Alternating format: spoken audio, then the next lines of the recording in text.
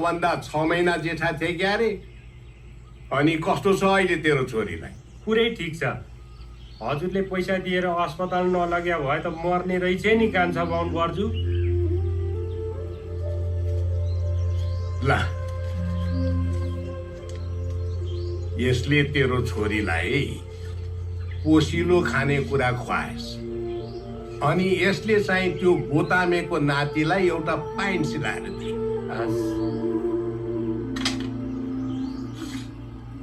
ए भर्ते, हजुर बा। सबैले चिया बना त ल, आज मेरो तर्फबाट सबैले चिया। ए हुन्छ हुन्छ। ल आज बिना बादल पानी झर्छ कि क्या हो? बिना बादल पानी चाहिँ मरिकै झर्दैन हो, तर आज यो गाउँबाट तर्फबाट चियाको लागि पैसा दिन झर्छ हो केटा हो। तिमीहरूका घरमा ऐना छैन कि क्या हो बुढा हो? ढेडु जस्तै सेतै फुलेका छौ र पनि केटा हुँ भन्छौ।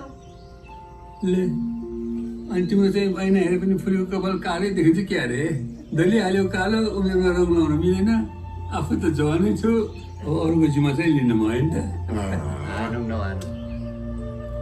गाउँ बुढा त जवानै हो नि, दाँत पनि साटेका छैनन्।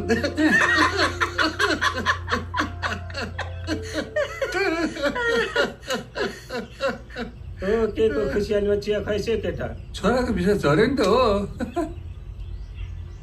ओइ भिसा नै पो झर्यो।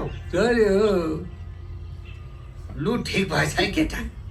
एउटै भएको सन्तान कोक छोडेर जान लाग्दा पनि यत्रो खुसियाली। सन्तानको भिसा झर्दा खुसी नहुने आमा को होला देखा त मलाई। ल हेर, तेरो जेठो छोरा अस्ट्रेलियामा छ, माइलो काठमाडौँमा छ। अब त्यो कान्छो छोरालाई पनि बेगारी बनाएर नराख। बेकारी रे, मेरो मुटु कतिचोटि धड्कन्छ भनेर गन्न सक्ने छोरा नै त्यही कान्छो। सकिँदैन भने साग र सिस्नु खानु, तर आफ्नो कोक छाडेर कतै नजानु। यस्ता आदर्शको कुराले चाहिँ नि कसैको घरमा चुला बल्दैन, अनि चुला नबलेपछि विदेश जानु परेन। बुढेसकालमा एउटा सन्तान त साथमै चाहिन्छ। काँध थाप्नु परेन? मेरो कहाँ थाप्नले तँ छ नि सस्ने त। ओहो भर्ते, तेरो छोरो त कस्तो रहर लाग्दो रहेछ। हो र बा। दे त मलाई खेलाम। ले जल जल।